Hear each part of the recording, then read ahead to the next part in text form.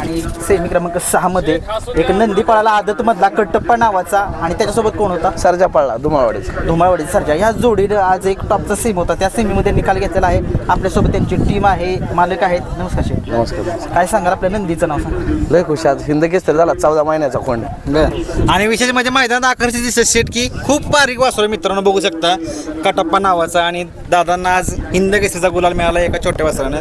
दादा काय सांगाल, अपेक्षा वाटत होतं त्या आज कसं वाटत होतं, कारण सेमी तुमचा टॉपचा होता, काय वाटलं दादा? सेमीचं सोडूनच द्या, आम्हाला फक्त या पंढरीत पाय लावायचे होते आणि गट 1 नंबर गटात पळून 10 नंबर तासाने पळून गट काढला. पब्लिकने पळून वासराने वासरू पब्लिकने पळलं, त्यातच आम्ही सगळं जिंकलं. पण सेमीला आपलं रमत गमत गेलो खाली 1 नंबरचा सेमी होता, सगळ्यात 1 नंबरचा सेमी होता.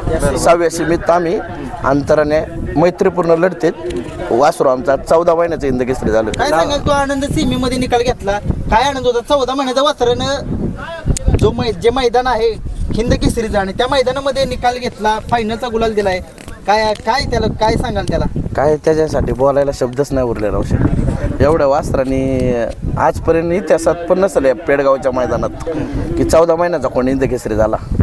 काय केलं तर आता ज्याबद्दल आपण म्हणतो की गटालाच तो कडेनं पळाला आहे, म्हणजे कुठंतरी त्याच्यावरती तुमचा विश्वास आहे आणि तो त्यानं सार्थकी पण लावला. आणि आता ज्याचं पण म्हणलं की सेमीफायनल पण तेवढ्याच ताकदीचा होता, त्याच्यामध्ये पण त्यानं तुमचा विश्वास कुठं आपण ठरवला ना की त्याने पात्र झाला? अजिबात नाही. आपलं वासरू कोणाच्या नावाने पळतं मैदानात? हे वासरू शिवराज घिसरे पैलवाने, हे मालक आहेत पांडुरंगांना घिसरे, ह्यांचं वासरू आहे. नाक्क नियोजन मीच करतो वासराचं. आपल्या पण थोडंसं राहिनाबद्दल सांगा. रायना काय आहे, रायना आमची आज 2 वासरं होती पळायला.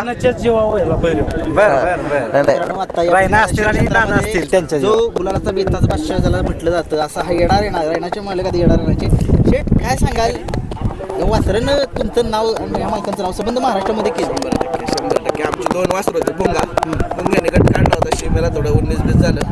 त्याच्यानंतर अपेक्षा ठेवून वासराने आम्हाला रायनाची उणीव भरून काढली. आता ज्यावेळी तुम्ही आता म्हणताय की बाबा सेमीला आम्ही असंच गेलो होतो, काय सांगाल, ज्यावेळी घरातून निघाल त्यावेळी तुम्ही ह्या बारक्या वासराला बघून असं कोणाला वाटलं असेल का नसेल काय माहित नाही, पण नाही पहिरेकरांना सुद्धा नव्हतं वाटलं. सरळ बोला, या बैलगाडी क्षेत्रात खरं बोला तुम्ही, खरं बोलला तर सगळं होणार आहे. पण त्यांना मी शब्द दिला तर शेट वासरू बारीक आहे, तुम्ही नाराज होणार. मी तुमच्या जागी असलो तरी मी नाराज झालो असतो, पण 100% त्यांनी गट काढलं, त्यांनी गळ्यात पडले. पहिलवान म्हणले वस्तू काम करणार आणि वस्तूनी 6व्या सीमीत काम करून दाखवलं. बरोबर. आणि सीमित काम करण्यापेक्षा गट पब्लिकनं पळलं आणि ते 10 नंबर तासावरी गट काढला शेट. त्याच्याबद्दल सांगा. पब्लिकने पळून आपण त्याचा पळ बघतोय. कटप्पा काय सगळी वासरे असेच नावाची आहेत. कटप्पा, एका वासराचं नाव बल्लाळे, एका आता बैलांचं नाव आमच्या का मल्हारे, सोन्या, येड्या, रायना, शेवता यांच्या.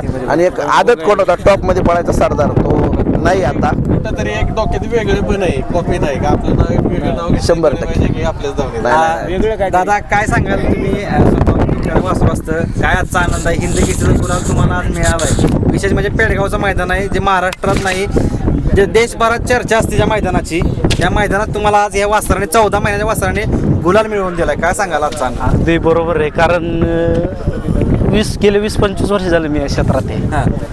पण हा दिवस आज मला पहिल्यांदा आला आणि हा दिवस कुणाच्या पण नशिबात नाही. करामत कैल वाटलं नाही तसं तर काही गुण त्यांनी पहिल्यापासून आम्हाला दाखवलेत आणि त्याच्या हिशोबाने आम्ही पण आज सकाळीच आम्ही हिंद केसरी झालो होतो. पहिल्या गटात आम्ही कडनी राहिलो, त्याच्यावर आमचं सगळ्यांचं बोलणं झालं. बस झालं मला, आता पुढचं काय अपेक्षा नाही. मी आता सगळ्यांना माहिती कसं होतं, तुम्हाला तुमच्या मनात काय वाटत होतं आज की बाबा गाडी कशी पळेल, आणि ज्यावेळी निकाल घेतला त्यावेळी काय वाटलं?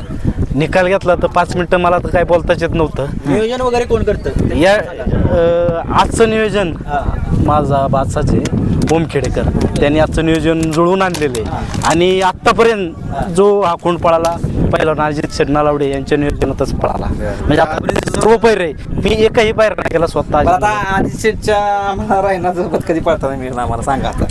पळणार ना, त्यांनी तेवढं सिद्ध करून दाखवलं तर पळणार. 100% म्हणणार की ही गाडी, ते स्वतः म्हणणार की पळवायला लागणार आपल्या गाडी, पळणार ना. आता एवढा 25 वर्ष आपण म्हणजे म्हणतो ना संयम ठेवला, संयमाचं कुठंतरी चीज किंवा फळ